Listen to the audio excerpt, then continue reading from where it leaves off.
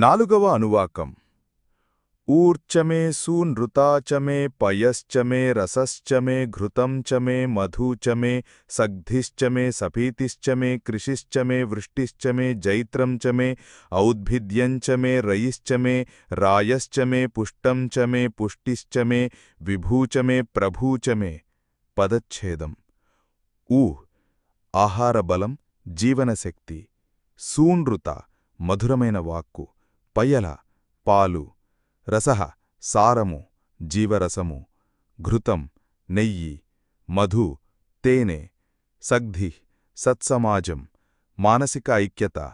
సపీతిః ఆహార భాగస్వామ్యం. కృషిః వ్యవసాయం. వృష్టిః వర్షం. జైత్రం విజయము. ఔద్భిద్యం మొలకెత్తిన ధాన్యం, పంట. రైః ఐశ్వర్యము. రాయః సంపద, ధనము. పుష్టం ఆరోగ్యబలం. పుష్టిః పోషణము. విభుః విస్తృతత్వం, సమగ్రత. ప్రభుః ఆధిపత్యము, నియంత్రణ. భూయిష్టం సమృద్ధి. భూయిష్టిః అతి ఎక్కువగా ఉండుట. సత్యం నిజం. శ్రద్ధ విశ్వాసం, ఆత్మనిశ్చయం. పదార్థ వివరణ. ఈ మంత్రంలో ఉపాసకుడు భగవంతుని వద్ద ఆహారము, ధనం, వర్షం, పంటలు, ఆరోగ్యం, విజయము, సత్యం, శ్రద్ధ మొదలైన శారీరక, మానసిక, సామాజిక, ఆధ్యాత్మిక సంపదలను కోరుతున్నాడు. భావార్థం. మనిషి జీవించడానికి మొదట ఆహారం, పాలు, నెయ్యి, తేనె, ధాన్యం కావాలి. ఆ ఆహారం పండించడానికి వర్షం, కృషి అవసరం.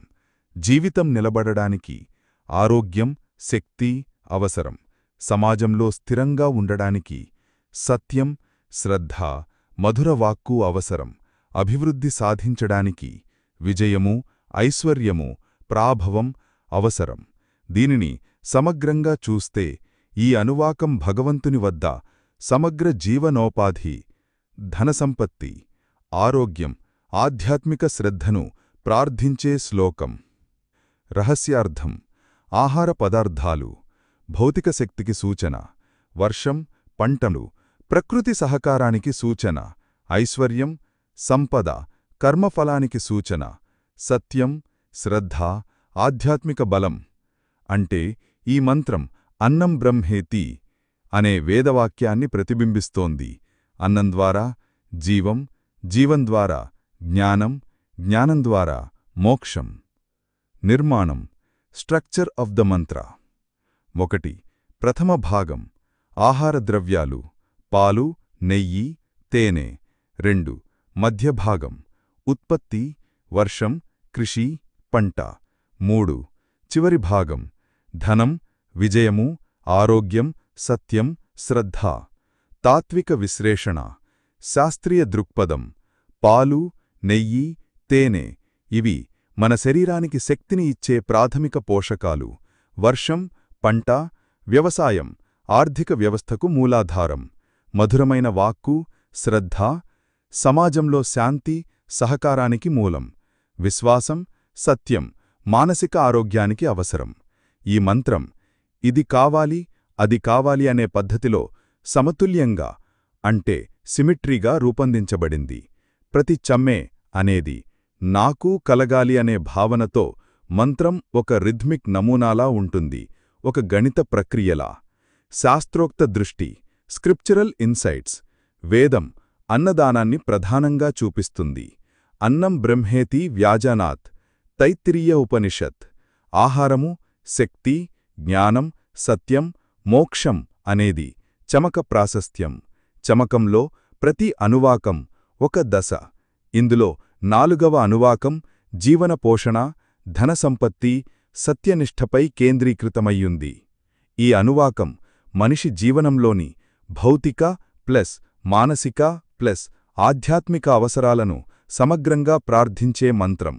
బహుచమే భూయశ్చమే పూర్ణం చ మే పూర్ణతరం చ మే అక్షితిశ్చ మే కూయవాశ్చ మే అన్నం చ మే అక్షుశ్చ మే వ్రీహయశ్చ మే యవాశ్చ మే మాషాశ్చ మే తిలాశ్చ మే ముద్గాశ్చ మే ఖల్వాశ్చ మే గోధూమాశ్చ మే మసురాశ్చ మే ప్రియంగవశ్చ మే అణవశ్చ మే శ్యామాకాశ్చ మే నీవారాశ్చ మే. పదచ్ఛేదం. పదార్థం బహు ఎక్కువ, భూయః మరింత ఎక్కువ, పూర్ణం సంపూర్ణం, తృప్తి పూర్ణతరం మరింత సమృద్ధిగా, అక్షితిః క్షీణించని ధనం, అనాశ్వాసం, కూయవః యవవృక్షాలు, బార్లీ పంట, అన్నం ఆహారం, అక్షు చెరకు, వ్రీహయః వరిధాన్యం రైస్, యవః యవాలు, బార్లీ జావరులు, మాషాః మాషగింజలు, ఉలవలు లేదా ఉల్లువులు, తిలాహ నువ్వులు సెసమే సీడ్స్, ముద్గాహ పసరపప్పు గ్రీన్ గ్రామ్, ఖల్వాహ కులథపప్పు లేదా ఉలవలు హార్స్ గ్రామ్, గోధూమాహ గోధుమలు వీట్, మసురాహ మసూర్ దాల్ లేదా ఎర్రకందిపప్పు రెడ్ లెంటిల్స్, ప్రియంగవాహ కొర్రలు మిలెట్ లేదా ఫాక్స్టేల్ మిలెట్, అణవహ రాగులు ఫింగర్ మిలెట్ లేదా రాగి, శ్యామాకాహ సామలు లేదా శ్యామాక ధాన్యం లిటిల్ మిలెట్, నీవారాహ అడవి వరి వైల్డ్ రైస్. పదార్థ వివరణ. ఈ మంత్రంలో ఉపాసకుడు భగవంతుని వద్ద ధన సమృద్ధి మాత్రమే కాకుండా వివిధ ధాన్య పంటలు వరి, గోధుమ, పప్పులు, నువ్వులు, మిలెట్స్ మొదలైనవి అన్ని సమృద్ధిగా రావాలని ప్రార్థిస్తున్నాడు. భావార్థం. జీవనానికి ఆహారం మూలం. ఆహారం కేవలం ఒక్క ధాన్యం కాదు, ఎన్నో రకాల పంటలతో జీవనానికి వైవిధ్యం వస్తుంది. సమాజం నిలబడడానికి అన్నదానం, పంటలు, ధాన్య ఉత్పత్తి అవసరం. కావున ఉపాసకుడు అన్నం సమృద్ధిగా ఉండాలి, ఎన్నో రకాల ధాన్యాలు పండాలి, అవి ఎప్పటికీ తరిగిపోకూడదు అని ప్రార్థిస్తున్నాడు. రహస్యార్థం. బహు పూర్ణం పూర్ణతరం, మనసుకు తృప్తి ఇచ్చే సంపూర్ణ్యం. అక్షితిః నిత్యత్వానికి సంకేతం, క్షీణించని శక్తి. అన్నం బ్రహ్మరూపం, తైత్తిరీయోపనిషత్తు.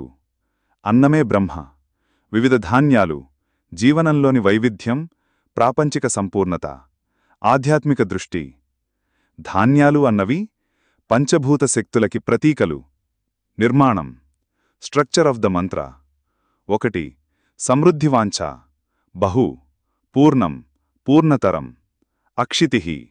2 ఆహారవాంఛ, అన్నం చెరకు. 3 ధాన్యవాంఛ, వరి, గోధుమ, మిలెట్స్, పప్పులు. 4 పూర్ణతవాంఛ, అన్నీ సమగ్రంగా రావాలని ప్రార్థన. తాత్విక శాస్త్రీయ విశ్లేషణ. ప్రతి ధాన్యం ప్రత్యేక పోషకాల మూలం. వరి శక్తి, గోధుమ శక్తి ప్లస్ ప్రోటీన్లు, పప్పులు ప్రోటీన్, నువ్వులు కొవ్వులు plus calcium, millets fibre plus ఖనిజాలు. అంటే ఈ మంత్రం ఒక ప్రాచీన పోషకాహార చార్టు లాంటిది. వేదకాలంలోనే విభిన్న ధాన్య పంటలను వర్గీకరించి అన్నీ సమన్వయంగా ఉండాలని ప్రార్థించారు. ఈ మంత్రంలో పదాల సరళి బహు, భూయః, పూర్ణం, పూర్ణతరం అన్నీ ఒక అంకగణిత శ్రేణి, అరిథ్మెటిక్ ప్రోగ్రెషన్ లాగా ఉన్నాయి. అంటే తక్కువ, ఎక్కువ, ఇంకా ఎక్కువ. శాస్త్రోక్త దృష్టి. అన్నం బ్రహ్మైతి వ్యాజనాత్, అన్నమే బ్రహ్మ. తైత్తిరీయోపనిషత్తు. వేదం ఎక్కడైనా అన్నాద్భూతాని జాయంతే అని, అన్నం లేక జీవం ఉండదు. ఈ అనువాకం వేదమాత అన్నదానాన్ని అత్యంత ప్రధానమని చూపిస్తుంది. ఇక్కడ చెప్పిన పంటలన్నీ వేదకాలకు ఆర్థిక సంపద. ధనమంటే ఆ రోజుల్లో ధాన్యమే. కాబట్టి ఈ అనువాకమనేది జీవనానికి అవసరమైన అన్నం, పంటలు, ధాన్యం సమృద్ధిగా ఉండాలి, అవి ఎప్పటికీ క్షీణించకూడదు, ఆ సంపూర్ణతతో జీవితం ఆనందమయం కావాలి అనే ప్రార్థన. 5వ అనువాకం. అశ్మా చ మే మృత్తికా చ మే గిరయశ్చ మే పర్వతాశ్చ మే సికతాశ్చ మే వనస్పతయశ్చ మే హిరణ్యం చ మే అయశ్చ మే సీసంచ మే త్రపుశ్చ మే శ్యామంచ మే లోహంచ మే అగ్నిశ్చమ ఆపశ్చ మే వీరుధశ్చమ ఓషధయశ్చ మే కృష్టపచ్యంచ మే అకృష్టపచ్యంచ మే గ్రామ్యాశ్చ మే పశవ ఆరణ్యాశ్చ యజ్ఞేన కల్పంతాం విత్తంచ మే విత్తిశ్చ మే భూతంచ మే భూతిశ్చ మే వసుచ మే వసతిశ్చ మే కర్మచ మే శక్తిశ్చ మే అర్ధశ్చ మే ఏమశ్చ మే ఇతిశ్చ మే గతిశ్చ మే. పదచ్ఛేదం పదార్థ వివరణ. అశ్మ రాయి, మృత్తిక మట్టి, గిరయః పర్వతాలు, పర్వతాః కొండలు, సికతాః ఇసుక, వనస్పతయః చెట్లు, హిరణ్యం బంగారం, అయం ఇనుము, సీసం సిసము, త్రపుః తుత్తనాగము, శ్యామం ఉక్కు, లోహం ఇతర లోహాలు, అగ్నిః అగ్ని, ఆపః నీరు, బీరుధః మొక్కలు, ఔషధయః ఔషధమూలికలు, కృష్టపచ్యం వ్యవసాయ భూమిలో పండినవి, అకృష్టపచ్యం అడవిలో స్వయంగా పుట్టినవి, గ్రామ్యాః పశవః ఇంటి జంతువులు, గేదెలు గొర్రెలు, ఆరణ్యాః అరణ్య జంతువులు అడవి జంతువులు, యజ్ఞేన కల్పంతాం ఇవన్నీ యజ్ఞకార్యానికి అనుకూలంగా ఉండాలని, విత్తం సంపద, విత్తిః సంపద పెరుగుదల, భూతం ఉనికి, భూతిః అభివృద్ధి, వసు ధనం, వసతి నివాసస్థలం, కర్మ కార్యం పని, శక్తిః శక్తి సామర్థ్యం, అర్ధః లక్ష్యం ధనం, ఏమః నియమం నియంత్రణ, ఇతిః సమాప్తి నిర్ధారణ, గతిః గమ్యం మోక్షం. భావార్థం. ఈ అనువాకంలో ఉపాసకుడు భగవంతుని వద్ద ఇలా ప్రార్థిస్తున్నాడు: ప్రకృతి నుండి వచ్చే రాళ్ళు, మట్టి, పర్వతాలు, నదులు, చెట్లు, వనరులు కావాలి. మనుషులకు అవసరమైన లోహాలు, బంగారం, ఇనుము, సీసం, ఉక్కు మొదలైనవి కావాలి. జీవనానికి నీరు, అగ్ని, మొక్కలు, ఔషధాలు కావాలి. ఆహారం కోసం వ్యవసాయ పంటలు, అడవిలో పండే పండ్లు కావాలి. జీవనోపాధి కోసం ఇంటి జంతువులు, అడవి జంతువులు కూడా కావాలి. ఇవన్నీ యజ్ఞకార్యానికి అనుకూలంగా ఉండాలి. అంతేకాకుండా సంపద, భవనం, జీవన సౌలభ్యం, శక్తి, లక్ష్యం, నియమం, గమ్యం అన్నీ సమృద్ధిగా రావాలని కోరుతున్నాడు. రహస్యార్థం. అశ్మ మృత్తిక పర్వతం భూమి పంచభూతాలలో భూమితత్వానికి సంకేతం.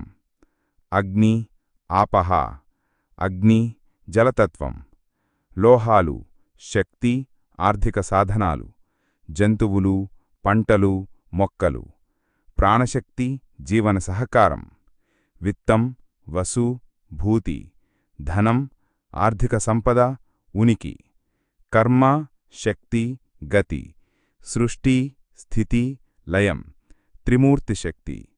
ఈ మంత్రం ప్రకృతి, వనరులు, జీవులు, శక్తి అన్నీ ఒకటే అని తెలుపుతోంది. నిర్మాణం స్ట్రక్చర్ ఆఫ్ ద మంత్ర. భూమి వనరులు రాళ్ళు, మట్టి, పర్వతాలు, చెట్లు. లోహ సంపదలు బంగారం, ఇనుము, సీసం, ఉక్కు. మూలికలు ఔషధాలు, మొక్కలు ఔషధాలు. ఆహారం వ్యవసాయ పంటలు, అడవి పంటలు. జంతువులు ఇంటి జంతువులు, అడవి జంతువులు. సంపద మరియు శక్తి ధనం, శక్తి, నివాసం, కర్మ. తాత్విక భాగం అర్థం, యమ, ఇతి, గతి. జీవన లక్ష్యం, నియమం, లక్ష్యం, గమ్యం. తాత్విక శాస్త్రీయ విశ్లేషణ. మట్టి, నీరు, అగ్ని, మొక్కలు, జంతువులు ఇవి ఈకోసిస్టంకి మూలం. బంగారం, ఇనుము, సీసం, టిన్, ఉక్కు వేదకాలంలోనే లోహశాస్త్ర జ్ఞానం ఉన్నట్టు తెలుస్తోంది. పంటలు, ఔషధమూలికలు, జంతువులు, మానవ జీవనానికి పోషకాలు, ఔషధాలు, విత్తం, వసు, ఆర్థిక వ్యవస్థలో ధనం, అర్థం, ఏమా, ఇతి, గతి, జీవన ప్రయాణం, నియమం, లక్ష్యం, గమ్యం, మంత్రం నిర్మాణం, ప్రకృతి వనరులు, జీవవనరులు, సామాజిక వనరులు, ఆధ్యాత్మిక గమ్యం అనే క్రమప్రగతిలో ఉంటుంది. ఇది ఒక లాజికల్ సీక్వెన్స్. శాస్త్రోక్త దృష్టి. వేదమన్నది ప్రకృతి, వనరులు, జంతువులు, జీవులు, ధనం అన్నీ యజ్ఞానికి అనుకూలంగా ఉండాలి అని చెబుతోంది. యజ్ఞో వైవిశ్వస్య భూతస్య నాభిః. యజ్ఞమే సృష్టికి కేంద్రం. చమకంలో ఈ అనువాకం ప్రపంచ వనరులు అన్నీ యజ్ఞమయమై ఉండాలి అని బోధిస్తోంది. కాబట్టి ఈ అనువాకం మనిషి జీవనానికి కావలసిన ప్రకృతి వనరులు, ఆర్థిక సంపదలు, పంటలు, జంతువులు, శక్తులు, లక్ష్యం అన్నీ సమృద్ధిగా ఉండి అవి యజ్ఞమయంగా, ధార్మికమయంగా ఉపయోగపడాలని కోరుతున్న ఒక విశ్వప్రార్థన. 6వ అనువాకం. అగ్నిశ్చ మే ఇంద్రశ్చ మే, సోమశ్చ మే ఇంద్రశ్చ మే, సవితా చ మే ఇంద్రశ్చ మే, సరస్వతీ చ మే ఇంద్రశ్చ మే, పూషా చ మే ఇంద్రశ్చ మే, బృహస్పతిశ్చ మే ఇంద్రశ్చ మే, మిత్రశ్చ మే ఇంద్రశ్చ మే, వరుణశ్చ మే ఇంద్రశ్చ మే, త్వష్టా చ మే ఇంద్రశ్చ మే, ధాతా చ మే ఇంద్రశ్చ మే, విష్ణుశ్చ మే ఇంద్రశ్చ మే, అశ్వినౌ చ మే ఇంద్రశ్చ మే, మరుతశ్చ మే ఇంద్రశ్చ మే, విశ్వే దేవాః చ మే ఇంద్రశ్చ మే, పృథివీ చ మే ఇంద్రశ్చ మే, అంతరిక్షం చ మే ఇంద్రశ్చ మే, ద్యౌః చ మే ఇంద్రశ్చ మే, దిశశ్చ మే ఇంద్రశ్చ మే, మూర్ధా చ మే ఇంద్రశ్చ మే, ప్రజాపతిశ్చ మే ఇంద్రశ్చ మే. పదచ్ఛేదం. అగ్నిః చ మే అగ్నిదేవుడు నావై ఉండాలి, ఇంద్రః చ మే ఇంద్రుడు నావై ఉండాలి, సోమః చ మే సోముడు నావై ఉండాలి, సవితా చ మే సూర్యరూపి సవితా నావై ఉండాలి, సరస్వతీ చ మే వాగ్దేవి సరస్వతి నావై ఉండాలి, పూషా చ మే పోషణకర్త పూషణుడు నావై ఉండాలి, బృహస్పతిః చ మే గురువైన బృహస్పతి నావై ఉండాలి, మిత్రః చ మే సౌమ్యమైన మిత్రదేవుడు నావై ఉండాలి, వరుణః చ మే న్యాయపాలకుడైన వరుణుడు నావై ఉండాలి, త్వష్టా చ మే సృష్టికర్త త్వష్టు నావై ఉండాలి, ధాతా చ మే సృష్టిని నిలిపే ధాతా నావై ఉండాలి, విష్ణుశ్చ మే విశ్వవ్యాపకుడైన విష్ణువు నావై ఉండాలి, అశ్వినౌ చ మే అశ్వినీదేవతలు నావై ఉండాలి, మరుతశ్చ మే మరుద్గణములు నావై ఉండాలి, విశ్వే దేవాః చ మే సమస్త దేవతలు నావై ఉండాలి, పృథివీ చ మే భూమాత నావై ఉండాలి, అంతరిక్షం చ మే అంతరిక్షం నావై ఉండాలి, ద్యౌః చ మే ఆకాశం నావై ఉండాలి, దిశశ్చ మే దిక్కులు నావై ఉండాలి, మూర్ధా చ మే శిరస్సు లోకమునకు శిరస్సు నావై ఉండాలి, ప్రజాపతిశ్చ మే ప్రజాపతి నావై ఉండాలి. పదార్థ వివరణ. దేవతా పంచకం. అగ్ని, ఇంద్ర, సోమ, సూర్యుడు మొదలైన వేదదేవతలను ఆహ్వానించడం. లోకపంచకం. భూమి, అంతరిక్షం, ఆకాశం, దిక్కులు, మూర్ధ, లోకస్థితులు, ఆధారశక్తులు. సరస్వతీ వాగ్దేవి, పూషణుడు, పోషకకర్త, బృహస్పతి, జ్ఞానాధిపతి. సమగ్రత. అన్ని దేవతలు, అన్ని లోకాలు, అన్ని శక్తులు మనలో కలగాలని ప్రార్థన. భావార్థం. ఈ మంత్రంలో యజ్ఞకర్త ఇంద్రుడిని అన్ని దేవతలతో సమన్వయంగా కోరుకుంటాడు. ప్రతీ దేవుడు తన ప్రత్యేక శక్తి కలిగినవాడే అయినా వాటన్నిటికీ ఆధిపత్యం, కేంద్రీకరణ, బలవర్ధనం ఇంద్రునిదే. కాబట్టి ప్రతీ శక్తి ఇంద్రశ్చమే అన్న పదంతో కలుస్తుంది. అంటే, ఓ దేవతలారా, మీ శక్తి నాలో ఉండాలి, ఆ శక్తి ఇంద్రుని ద్వారా బలపడాలి అని యజ్ఞదృష్ట ప్రార్థిస్తున్నాడు. రహస్యార్థం. ఇంద్రః చైతన్యశక్తి. అన్ని దేవతలు ఇంద్రుని అవయవాలు, విశ్వశక్తులు. ప్రతీ శక్తి చైతన్యంతో కలిసినప్పుడే అది సజీవమవుతుంది. కాబట్టి ఇంద్రుడు సహితముగా అన్నీ కావాలని చెప్పడం అన్ని శక్తులు ఒకే మూల చైతన్యంలో ఏకీకృతమవ్వాలని సూచిస్తుంది. నిర్మాణం. ఆవృత రూపం. ప్రతీ దేవుని పేరు ప్లస్ చమే ఇంద్రశ్చమే అనే ద్వంద్వపదంతో నిర్మాణం. పునరుక్తి. ఇంద్రశ్చమే పదం 20 సార్లు వస్తుంది. ఇది చైతన్యానికి ప్రాధాన్యాన్ని పునరుద్ఘాటిస్తుంది. శృతి నిర్మాణం. సింహనాదంలాంటి లయను ఇస్తుంది. తాత్విక విశ్లేషణ: వేదాంతం, దేవతలన్నీ మన చైతన్యంలో కలిసిన శక్తులే. వాటిని వేరువేరు అని అనిపించినా మూలం ఇంద్రుడు, ప్రాణశక్తి, చైతన్యం. తంత్రం: ఇది శక్తి, పరాశక్తి, ఏకత్వాన్ని సూచిస్తుంది. ఇంద్రుడు పరమేశ్వరుడు, దేవతలు శక్తులు. గణితశాస్త్రం: ఒక కేంద్రం ఇంద్రుడు చుట్టూ వలయంలా విస్తరించే బిందువులు. ఇది నెట్వర్క్ థియరీ, గ్రాఫ్ థియరీలో కూడా వర్తిస్తుంది. సైన్స్: విశ్వంలోని అన్ని శక్తులు heat, light, gravity, sound, language, nutrition ఒక కేంద్ర శక్తితో అనుసంధానమున్నాయని సూచిస్తుంది. బ్రాహ్మణ గ్రంథాలు: ఇంద్రుడు సర్వదేవతా సామ్రాట్. ఉపనిషత్తులు: ఇంద్రుడు ప్రాణశక్తి, అన్ని ప్రాణశక్తితోనే నడుస్తాయి. గీత సంబంధం: అహమాదిహి దేవానాం, కృష్ణుడు కూడా అన్ని తనలో ఏకీకృతమని చెప్పాడు. ఈ 6వ అనువాకం ద్వారా యజ్ఞకర్త అన్ని దేవతలు, లోకాలు, శక్తులు తనకు వరాలుగా లభించాలని, అవన్నీ చైతన్యమూర్తి ఇంద్రునితో కలిసి సమన్వితమై తనలో ప్రాప్తమవ్వాలని కోరుతున్నాడు. ఇది భౌతిక, ఆధ్యాత్మిక, శాస్త్రీయ స్థాయురన్నిట్లోనూ సమగ్ర ఏకత్వాన్ని ప్రతిపాదించే మంత్రం.